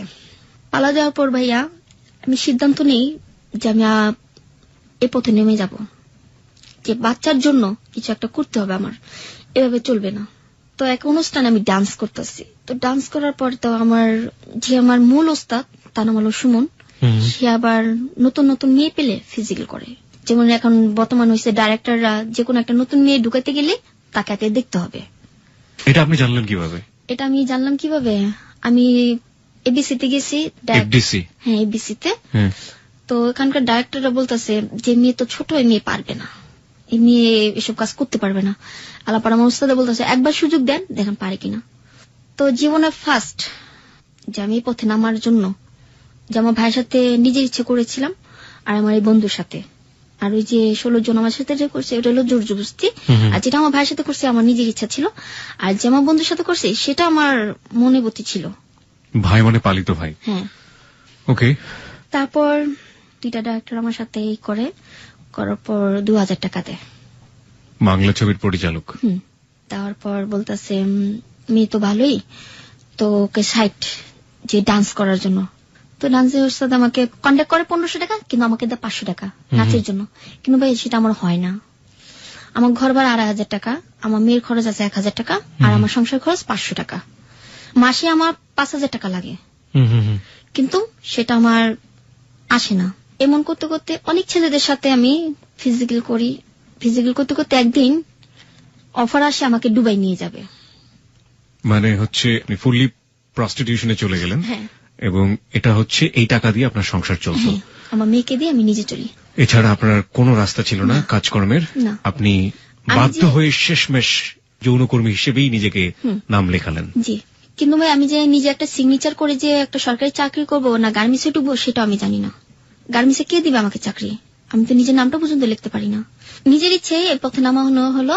একজন অফার আসলো যে আমাকে দুবাই নিয়ে যাবে, তার নাম ছিল আবার তাহের। যে লোকটা আমাকে পাঠাবে তার নাম ছিল আবার মোস্তফা। ওকে। তাহের আমার নাম্বারটা নিয়ে যাওয়ার পর এই নাম্বারটা দিল আপনার মোস্তফাকে, যে মোস্তফা এই মেয়েটার সাথে যোগাযোগ করো, মেয়েটা ভালোই আছে, মেয়েটা চলবে তোমাদের এলাকামিতে দুবাইতে নেওয়া যাওয়ার জন্য। মোস্তফাকে নাম্বারটা দেওয়ার পর মোস্তফা আমার সাথে যোগাযোগ করলো। তো মোস্তফা এক মেয়েকে ফোন দিল, ওনার নাম ছিল আবার তানিয়া। জি। ওর আবার সব মেয়েদের সাথে মানে তানিয়া এরকম করে অনেক মেয়েদের বাইরে পাঠানো হয় দুবাই। বলতেছে তানিয়া যে মেয়েটা তো ভালোই, মেয়েটা তো সুন্দর, তো ওর সাথে আর কোনো মেয়ে নেই। তো আমি আবার ভাবলাম যে আর কোনো মেয়ে, একটা মেয়ে আমাকে আগে দুবাই পাঠানো হোক, তারপর অন্য মেয়ের সাথে যোগাযোগ করা যায়। আপনাকে যে দুবাই পাঠাচ্ছে কি বলে দুবাই পাঠাচ্ছে? আপনাকে কি নাচের বিষয়। নাচ? ওখানে গিয়ে নাচ করবেন আপনি? ওখানে যে ডান্স করবো, বারে ডান্স। ও, বারে ডান্স করবেন আপনি। বাংলাদেশে আপনি যখন প্রস্টিটিউশনে যোগ দিলেন সেই সময় আপনি কি ধরনের কাজ করতেন? নাচ করতেন? হ্যাঁ, বিয়ের অনুষ্ঠানে, গায়ে হলুদ, জন্মদিন, মুসলমানিতে এরকম করে ডান্স করতাম। অনেক চিজ পেয়ে যেত, মানে আমি বারে কখনো ডান্স করিনি। বারে কখনো ডান্স করেননি? আর এই বিভিন্ন ফেস্টিভ যেগুলো উৎসব হতো সেখানে ডান্স করতেন। কি পরিমাণ টাকা পেতেন? পেতাম বকশিস হিসেবে মনে করেন আমার 1000 টাকার মতো পেতাম প্রত্যেকটা অনুষ্ঠানে। আর আপনি যে প্রস্টিটিউশনে গেলেন সেই প্রস্টিটিউশনটা কি ধরনের প্রস্টিটিউশন ছিল? লাইক আপনাকে রাস্তায় দাঁড়াতে হতো? হ্যাঁ। আমাকে একটু বলবেন যে কিভাবে কি করতেন? আপনি তো বলছেন ফিজিক্যালটা। না, আমি নট ফিজিক্যালি, আমি চাচ্ছি যে আপনাদের কালচারটা কি, কিভাবে কাস্টমার জোগাড় করতেন এবং কি ধরনের কাস্টমারের সাথে মিশতেন? না, মানে আমি ডান্স করতে গেলেই কেউ আমাকে পছন্দ করতো, ওর নাম্বারে ফোন দিয়ে যোগাযোগ করতো, তুমি কি নাচের ফাঁকে ফাঁকে আর কিছু করো? আমাকে হ্যাঁ, টাকা পেলে আমি সব জায়গায় যেতে রাজি আছি, আমার টাকা দরকার। কত টাকা দরকার? আমি কারোর সাথে কন্ট্যাক্ট করে যাই না। না, আমি যেটা বলতে চাচ্ছি আপনাকে, আমরা এক ধরনের কলগাল দেখেছি যারা রাস্তায় দাঁড়ায়, হ্যাঁ, দাঁড়িয়ে কাস্টমার কালেক্ট করার চেষ্টা করে। আপনি কি ওই লেভেলে ওখানে কখনো যাননি? ওখানে কখনো যাইনি। তার মানে আপনাকে যেটা করতে হচ্ছে আপনার নাচ থেকে আপনার কাস্টমার গুলো আপনি জোগাড় করতেন। ওকে। তো এরকম করতে করতে আপনার একসময় দুবাই যাওয়ার একটা পসিবিলিটি তৈরি হলো। আপনাকে বলা হলো যে আপনাকে দুবাইয়ে ডান্স করতে পাঠানো হবে, তাই তো? ডান্স করতে পাঠানো হবে। হ্যাঁ, তারপর? তো আমাকে মতিঝিল একটা হোটেল আছে, ওই হোটেলে খুব ওই যে ভুনা খিচুড়ি বিক্রি করে, যেটা আপনারা বেশি পছন্দ করেন। তো আমাকে গিরিল দিল, গিরিল খেলাম। তো আমাকে কোল্ড ড্রিঙ্ক দিল, কোল্ড ড্রিঙ্কস। ওকে। কোল্ড ড্রিঙ্কের ভিতরে কি ছিল না ছিল আমি জানি না, তো আমি তারপর এটা বেশি পছন্দ করে খেলাম। খাওয়ার পর ভাইয়া আমি যেটা দেখলাম যে লোকটাকে 500 টাকার বান্ডিল গুনে গুনে দিচ্ছে মুস্তফাকে। যে মুস্তফা আপনাকে এরকম যাওয়ার জন্য? ওই মেয়েটা মুস্তফাকে টাকা দিল, ওই যে তানিয়া বেগম। তো টাকা দেওয়ার পর আমাকে বাসে উঠালো। আমাকে মনে মনে বাস দিয়ে কো যাবে। আপনি কোনো কিছু বলতে পারছিলেন না সময়টাতে? আমি নিজেও জানি না আমি তখন কেমন হয়ে যাচ্ছে, আমার মাথা মতো সব ঘুরে যাচ্ছে। তো বাসে উঠালো, বাসে উঠার পর এক বাসে তারেক বাস আমাকে নিয়ে গেল। তো যেখানে আমাকে নিয়ে গেছে সেটা হলো আপনার শ্যামলীতে উঠাইয়া আমাকে নিয়ে গেল আপনার যেটা বেনাফুল। ওকে, বেনাফুল বাস স্ট্যান্ডের কন্টেস্টেন্টের ওটার সাথে আমার কথা বলে, ওই মেয়ে কথা বললো। কথা বলার পর মেয়ের বেগের ভিতরে ভাইয়া প্রচন্ড টাকা।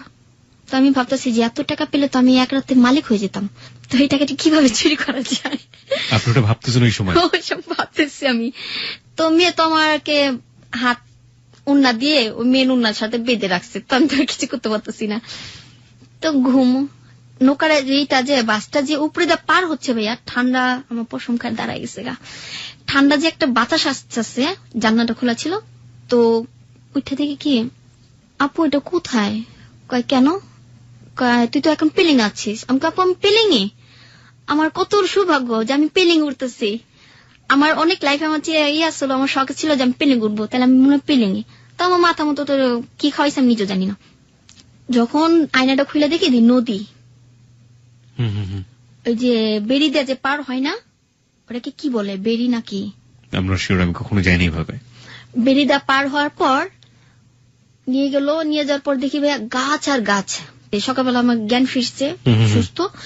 আপু আমি যাব দুবাইতে, আমাকে কোথায় নিয়ে যাচ্ছ? চুপচাপে বসে থাক।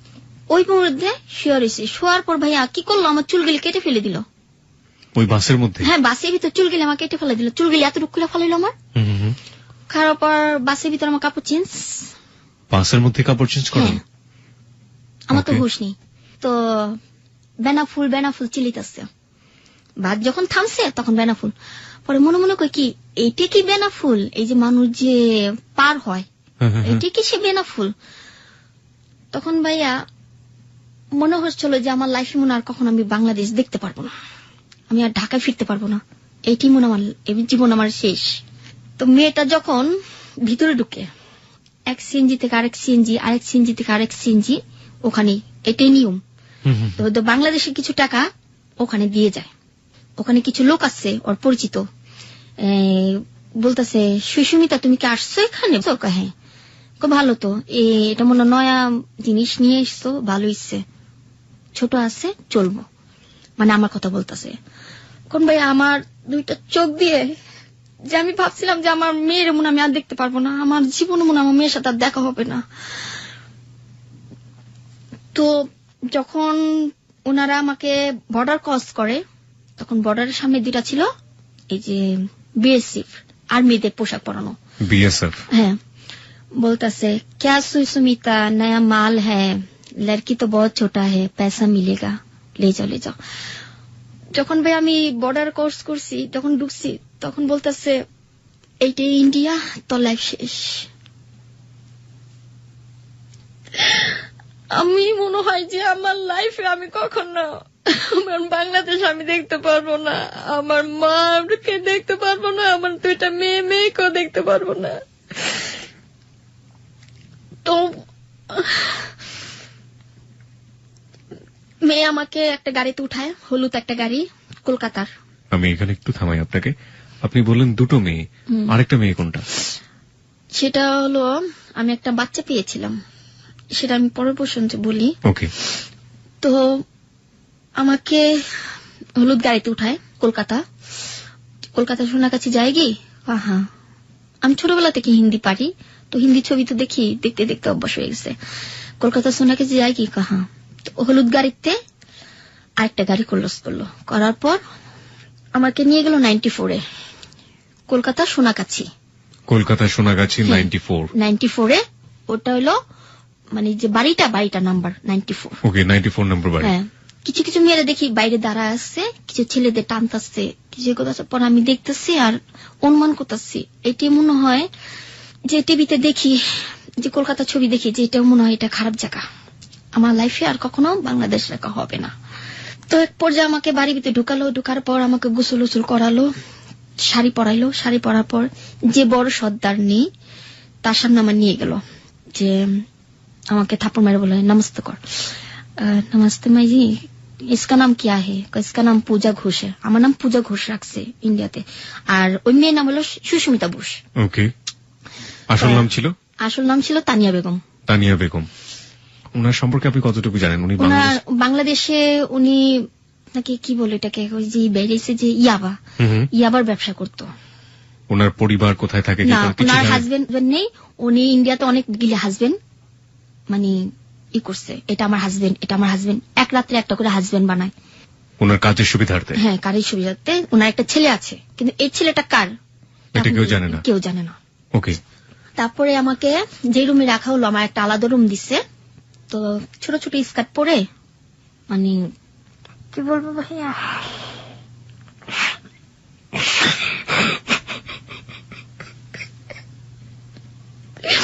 আমার লাইফে আমি এরকম কাপড় কখনো পরিনি। যেখানে আমি ডান্স করতাম চিন্তা করতাম যে আমি তো কখনো এরকম খোলামেলা ডান্স করিনি, আর কেউ আমার গায়ে হাতও দেয়নি। তো এইসব কাপড় পরে আমি কিভাবে রাস্তা দাঁড়াবো? তো রাস্তাও না, বাড়ির ভিতরে প্রথম যে কাস্টমারটা আসলো, মেয়েদের দালাল, হ্যান্ডব্যাগ পরে, এই যে বাইক চালায় না, হ্যান্ডব্যাগ পরে আসলো। তো বলতেছে সুস্মিতা যে দেখো বাবू, ये नया माल है, इसको अभी तक कोई हाथ नहीं लगाया तो तुम सेट कर दो। कहा ठीक है, कितने रुपया? 550 में। 550 रुपया है, दे दो। তো 550 টাকা দিল। দেওয়ার পর ওই লোকটা আমার সাথে ই করলো, বাধ্যমূলক আমাকে করতে হচ্ছে ভাইয়া, কারণ এখন আমার যান বাঁচাতে হবে। তো রাত্রে একটা কাস্টমার আসলো আর বলল কি, नया माल कौन है?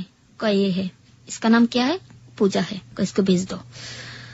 রুমে গেলাম, যাওয়ার পর ওনার পাও ধরে বললাম যে ভাইয়া আমি ম্যারিড, আমার একটা বেবি আছে, আমার इस दिन আমি কই नहीं है ওই বেটি কি ছাড়া, তো যেমনি হোক আমাকে বাংলাদেশে পৌঁছে দেন। তো আবার একটু কিছু কিছু বাংলা বলে যে তুমি কোনো চিন্তা করো না, আমি তোমাকে বাংলাদেশ পৌঁছে দিব। ও আবার এইভাবে কথা, মানে হিন্দি তো বলতে পারে না, কলকাতার ভাষায়। তুমি কেন চিন্তা করো না, আমি তোমাকে বাংলাদেশ পৌঁছে দিব। তো এক পর্যায়ে গেল কি, মানে এক এক দিনে আমি এক এক জন্মদিন পালন করি, মানে আমার তো জন্ম পরিচয় নিজেও জানি না। কাউকে বলে 1 বৈশাখ আমার জন্মদিন, কাউকে বলে জানুয়ারি মাসে আমার জন্মদিন, কাউকে বলে আমার 30 তারিখে জন্মদিন। তো ওখানে আমার 30 তারিখে, যেমন 2011তে আমাকে ওখানে নিয়ে যাওয়া হয়েছে, তখন ছিল কালী পূজা। তো ওখানে বললাম যে আমার 30 তারিখে বার্থডে হ্যাঁ, তুমি কি आओगी? তো ছেলের নাম ছিল আবার পাবন। কাহা आओगी না, তুমকো শাদি করুঙ্গি। মনে মনে কই কি কেউ কি বিয়ে করবো খারাপ মেয়েদের, এরা মনে আমার লাইফটা তাহলে সুন্দর হয়ে যেত যে খারাপ মেয়েদের যারা বিয়ে করে। তো আসছে, আসার পর সিঁদুর নিয়ে আসছে, মঙ্গলসূত্র নিয়ে আসছে, শাড়ি নিয়ে আসছে আমার জন্য। কোন ছেলে? যে ছেলেটার আপনি পা ধরে কান্নাকাটি করলেন? হ্যাঁ, ও আমাকে বিয়ে করার জন্য। বিয়ে করতে চাই আপনাকে? হ্যাঁ, বিয়ে করতে চায়। বিয়ে করে মানে এইসব ব্যবসাতে নামানোর জন্য, ওদের এটা ব্যবসা। বিয়ে করে ব্যবসাতে নামাবে ঠিক বুঝলাম না। মানে ওখানে একটা নিয়ম হলো ইন্ডিয়াতে, আপনার কলকাতাতে ভাইয়া আপনাকে বলি যে ছোট ছোট মেয়েদের এইসব পথে নামা দেয়, যদি কাজ না করে তাহলে মারধর করে। আমি যেটি দেখে আসছি সেটা, যদি আমি আমার হাতে মোবাইল ছিল না, ভিডিও করে আপনাকে দেখাইতাম, ছোট ছোট পিচি পিচি মেয়েদের এসব কাজ করানো হয়, এই প্রস্টিটিউশন। হ্যাঁ। তো বিয়ের সাথে এটা সম্পর্ক কি? মানে বিয়ে করে ওদের লাইফে নিয়ে যাবে, ওরা আবার এই ব্যবসা নামাই দিবে, মানে বৈধ একেবারে বউ হিসেবে। বউ হিসেবে, বউ কাজ করবে, স্বামীরা বসা খাবে। ওকে। যেমন তানিয়া বসা বসা কাজ করে, স্বামী খায়। তানিয়ার অনেকগুলি হাজবেন্ড, হিসাব নেই। এরকম প্রতি রাতে এরকম করে একটা করে কাস্টমার আসে, আমাকে পছন্দ করে, কেউ বিয়ে করতে চায়, কেউ আমাকে নিয়ে যাবে, কেউ আমাকে এখান থেকে মুক্তি করবে, কিন্তু কেউ পারে না। ওই তানিয়া বলতেছে প্যার করতি হো, রন্ডি গো কই প্যার করতি হ্যাঁ, ऐसे বলতি। তো যখন বললো যে ভাইয়া রন্ডি, তো আমি আবার সে বকা বুঝি না। তো ওই যে ঢাকার ভিতরে বকাবকি করতো মেয়েরা। তো এক পর্যায়ে দেখা গেল ওই ছেলেটা আসছে, আসার পর আমাকে টয়লেটে রেখা দিচ্ছে। তো ডেকে রাখার পর আমাকে উলঙ্গ করে, শরীরে কাপড় নেই, টয়লেটের ভিতর ঢেকে রেখেছে কে? তানিয়া। তানিয়া আমাকে ভিতরে আটকে রাখছে, কাউকে দেখতে দেবে না আমাকে, আটকে রাখছে। আটকা রাখার পর তো ওই ছেলে জিজ্ঞেস করতেছে পূজা কাহা হ্যাঁ, এক লড়কা কে সাথ ও ভাগ গিয়া, আবি নেই আয়েগি, ও ভাগ গিয়া বাংলাদেশ চলে গিয়া। আমি কিন্তু সব শুনতেছি বাথরুমে বসে বসে। তো আমি চিল্লাইতেছি কি আমার চিল্লান শুনে না। তারপর যে দেখা গেল কি বাইরে পুলিশ হাঁটতেছে। পুলিশ হাঁটার পর ভাইয়া আমি আবার কি করছি, হাতে মিদে উন্না পেঁচে, আমি খুব মানে আমার জিদ প্রচন্ড রাগ, এত জিদ উঠলে মানে শরীর ঠান্ডা হয় না, এত রাগ। তো হাতে মধ্যে উন্না পেঁচে আয়না মধ্যে ঘুষা মারছি। ঘুষা মারার পর আয়না বাইরে দিয়ে ছিটা ওই পুলিশের মাথায় পড়ছে। আমি বলছি যে বাঁচাও বাঁচাও বাঁচাও, আমাকে এখানে যেভাবে হোক আমাকে বাঁচাও। তো পুলিশ মরে গেছে যে अभी अभी इस रूम से कोई लड़की आवाज कर रही है मुझे बचाओ बचाओ बचाओ, कौन है लड़की? আল্লাহ পরে বাথরুমে থাপড়াইতেছে, বাথরুম খুলে দেয়, আমি পুরো উলঙ্গ, আমি এভাবে বসে রয়েছি ভাইয়া। তো বসার পর ওই লোকটা বলতেছে এ লড়কি মালকিন कौन है?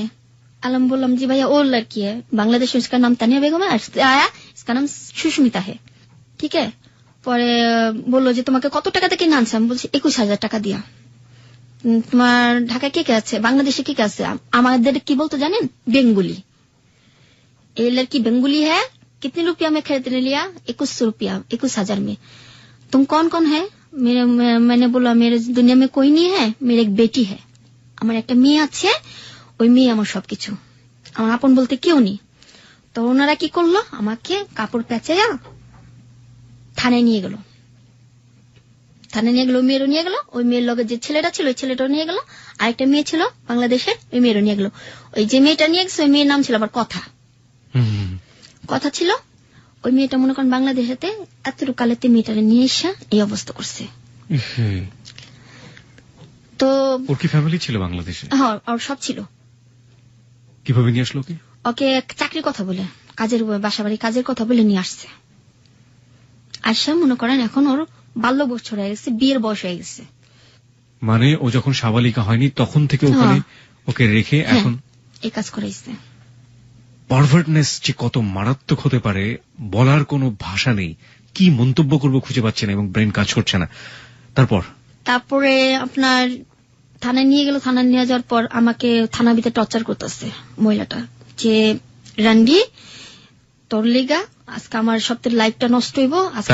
হ্যাঁ, তানিয়া আমাকে মারতেছে, আর ওই লোকটা আমার মারতেছে। ওই লোকটার নাম ছিল বাবু। কোন লোকটা এটা? ওই যে তানিয়ার হাজবেন্ড। ওটা কিন্তু ওর আসল হাজবেন্ড না, নকল। মানে টাকার জন্য ওকে রাখছে। তো তানিয়া ওখান থেকে আমাদের মেডিকেল রিপোর্ট করাইলো। সকালবেলা আমাকে কোর্টে নিয়ে যাবে, দমদম কোর্টে। ওটা ছিল আপনার বারাসাত থানা, ইন্ডিয়ার 1 নম্বরই বারাসাত থানা। তো ওখান থেকে নিয়ে গেল, আমাদের মেডিকেল রিপোর্ট করাইলো। আমাকে জিজ্ঞেস করলো যে তুমি কি প্রেগনেন্ট? আমি কই না। তুমি কোন মাসে কি হয়েছিল সব ভাঙা বলো। আমি বলছিলাম না আমি হই না, আমার শরীর বন্ধ আছে। 5 বছরের জন্য আমি যেটা করছি যে আমার সন্তান হবে না, যে সবার সাথে তো এই কথা, 5 বছরের জন্য আমার সন্তান হবে না, এটার জন্য ব্যবস্থা করে নিয়েছিলাম। তো ওনাদের আবার বলিনি যে আমার কোনো রোগ নেই। আমি একটু থামাচ্ছি আপনাকে। আপনি যেই সন্তান বিরতিকরণ যে ব্যবস্থা আপনি গ্রহণ করেছেন, এটার পরে আপনি এক ধরনের ওয়ার্ড আছে ইংরেজিতে সেফ সেক্স বলে, যে নিরাপদ যৌন সম্পর্ক, আপনি নিশ্চয়ই জানেন এটা। এই যে আপনি যেটা বর্ণনা দিচ্ছেন, যে ধরনের কাস্টমারদের সাথে আপনি মিশতেন, তাদের সাথে কি আপনার সম্পর্কটা নিরাপদ ছিল?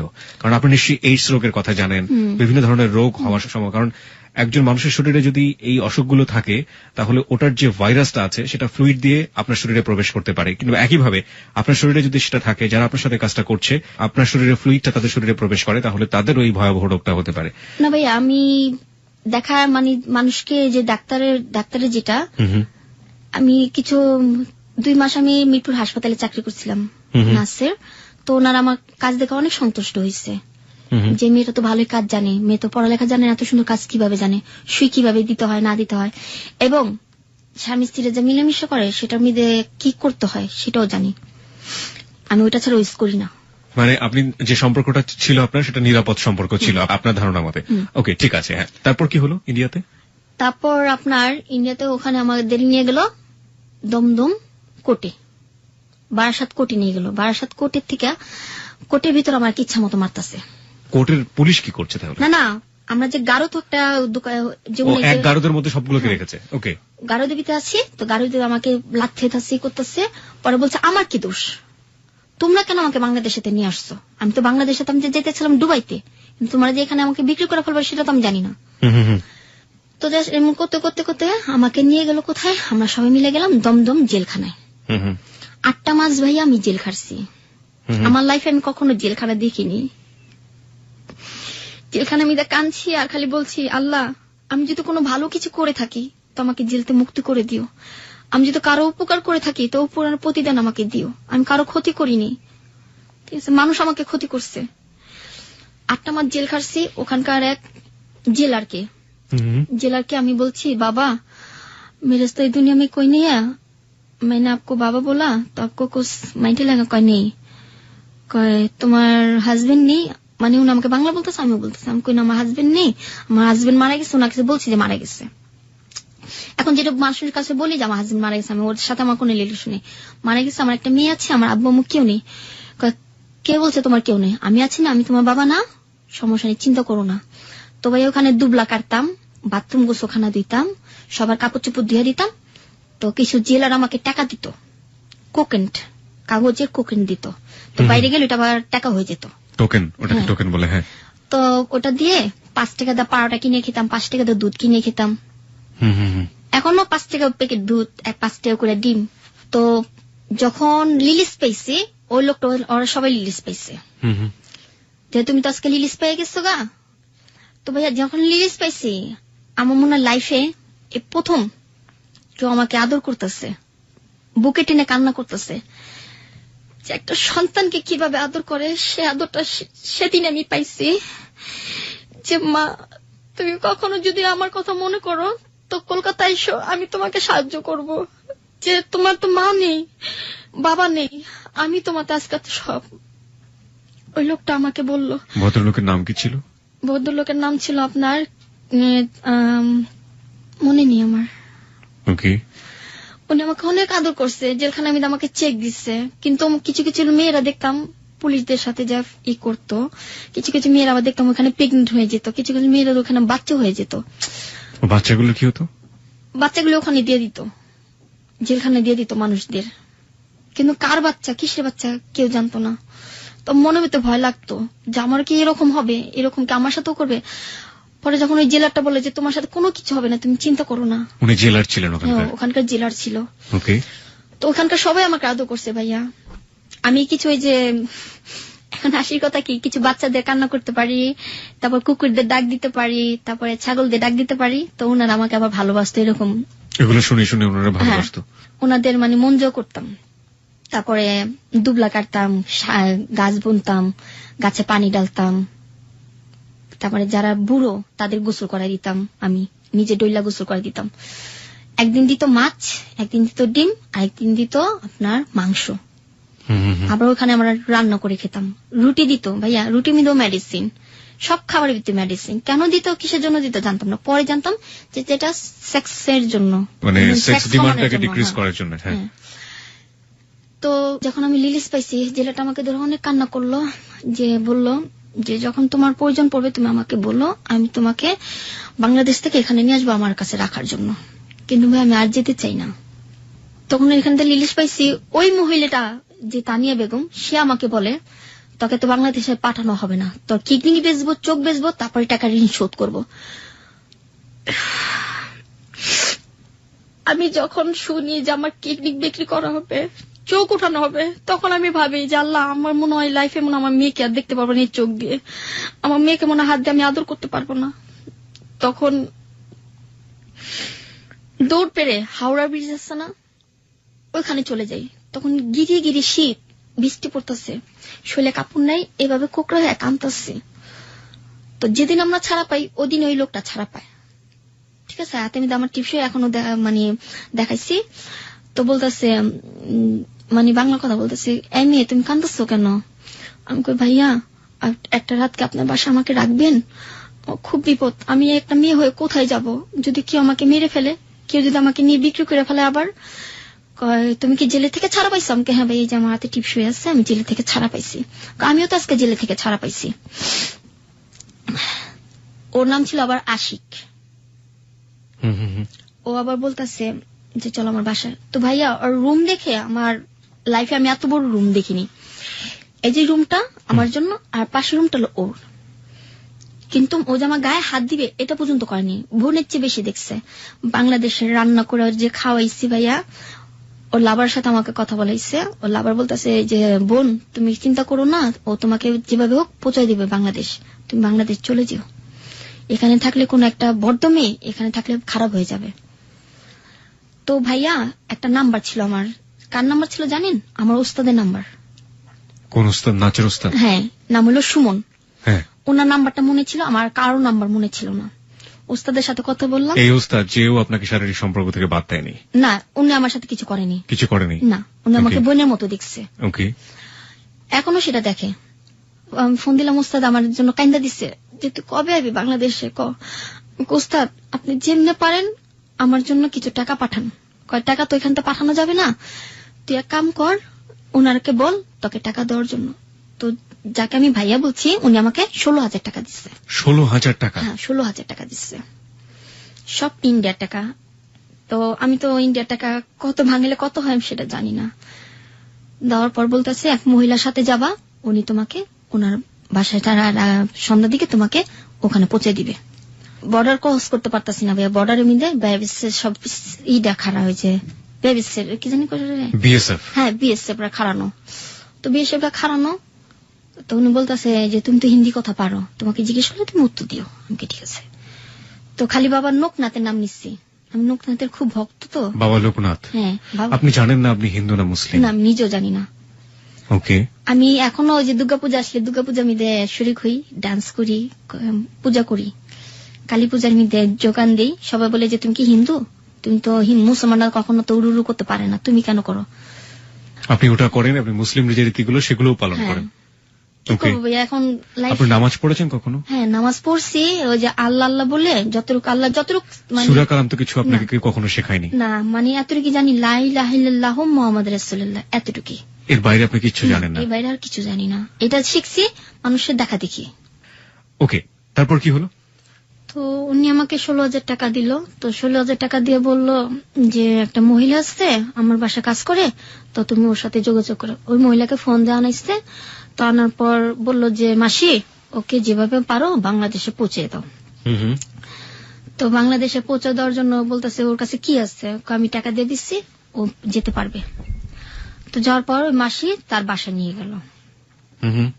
তো আমার একটাবার চুরির অভ্যাস ছিল ভাইয়া, মানে যে কোনো কিছু দেখলে আপনি চুরি করতেন? হ্যাঁ, সুন্দর একটা জিনিস দেখলে আমি চুরি করতাম। তো এখানে ছিল আবার সিঁদুরের কোটা, ওটা ছিল আবার চান্দির। ওটা আমি আবার লগে নিয়ে আসিনি। যে মহিলার বাসা আমাকে নিয়ে গেছে ওই মহিলা ছিল আবার প্রেগনেন্ট। হ্যাঁ, ওই মাসির ছেলের বউ। তো মাসির ছেলের বউকে আমি আবার দিয়ে দিলাম যে বৌদি এটা আপনি রেখে দেন, আপনার কাজে দিবে, আপনি সিঁদুর শুধু রাখলে কপালে দিতে পারবেন, এটা রেখে দেন। কইটা কই পাইছো? আমি যেখান থেকে পাই, আপনাকে আমি গিফট করছি, এটা রেখে দেন। রেখে দেওয়ার পর আমাকে পুরান কতরি কাপড় চুপড় দিল। তো আমি তো এগুলি পরার অভ্যস্ত নই, যে ছিঁড়া ফাড়া কাপড় আগে যেটা পরছি এখন তো সেটা পরবো না আমি। তো ওইটা আমি গাঠি বেঁধে নিয়ে আসছি। তো জেলখানা যে আমি ছিলাম, জেলখানা বসে যে একটা খেতা সিলি করছিলাম, এই খেতাটা আমি লগে করে নিয়ে আসছি। আমাকে নিয়ে গেল কোথায়? বর্ডার যখন আমি ভিতরে ঢুকলাম তো বেশিবরা জিজ্ঞেস করতেছে এ লড়কি কাহা जाओगी? मैंने बोला मेरे एक दीदी रहती है यहाँ पर, वो प्रेग्नेंट है, उसको पास जाएंगे। कहाँ पर तेरा दीदी? हमको उधर। नाम क्या है? हमको दीदी का नाम पूजा है। तुम्हारा नाम क्या है? मैंने बोला मेरा नाम